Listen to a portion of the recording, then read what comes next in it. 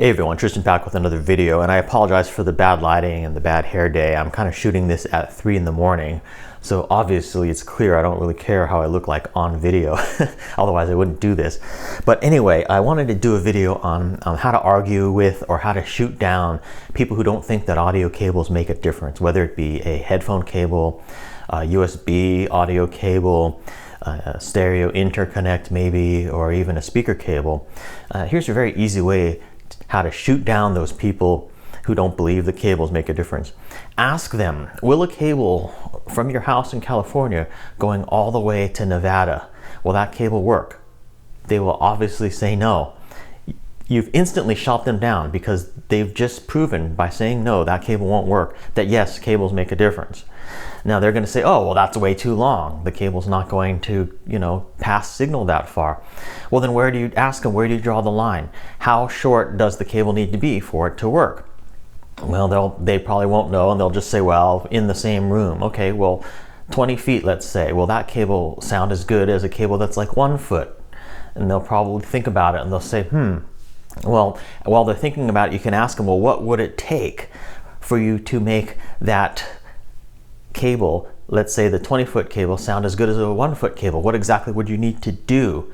What changes would you need to do to make that cable sound as good? And they would probably think about it and say, oh, well, longer cable is going to be more prone to interference. So yeah, whatever you can do to eliminate or reduce interference in that 20-foot cable is going to be a good idea. Yeah, so then you would add like shielding, perhaps more shielding. You might add like ferrite, coils or something like that to the cable. Maybe you would change the internal cable geometry so that it is like stranded, or maybe you would make it Litz cable and make it a little bit of a better geometry inside. Well, instantly by you getting them to think about these things, they are already admitting to you that cables make a difference. Just making those changes proves to them and to you that cables, do make a difference. Then they're going to say, well, if you get to like the 3-foot length or the 1-foot length, then it won't make any difference at all. Yeah, but where do you draw the line? You've already said that a longer cable is more prone to interference. So yeah, if the longer the cable, whether it be 1 foot or 3 feet, is still going to be prone to a little bit more interference than a short cable.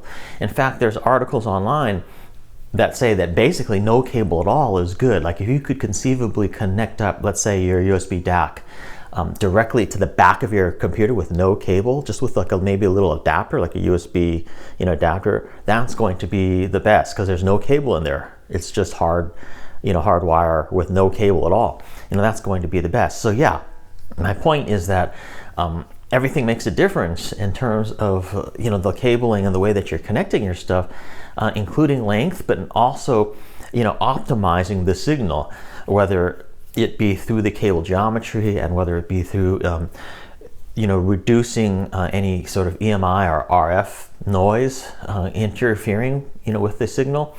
And then also the impedance, which also plays into the length as well, is a big factor. For instance, like USB digital audio cables, you want that impedance to be the audio spec, the USB digital audio spec, which I think the impedance of that is 90 ohms. A lot of the digital USB audio cables aren't necessarily 90 ohms, and then therefore you'll have impedance mismatches between your computer and your DAC. So anyway, just wanted to do this quick video and sort of talk about that, but it's interesting to think about, anyone who says that cables don't make a difference, audio cables don't make a difference, clearly doesn't know what they're talking about. And people who say, oh, it's all snake oil. Actually, I was reading something online, when people talk about like cables being snake oil, I was reading somebody online, I can't remember who, it was one of the audio reviewers, basically saying snake oil, the word snake oil is like the audio calling card for the intellectual lazy.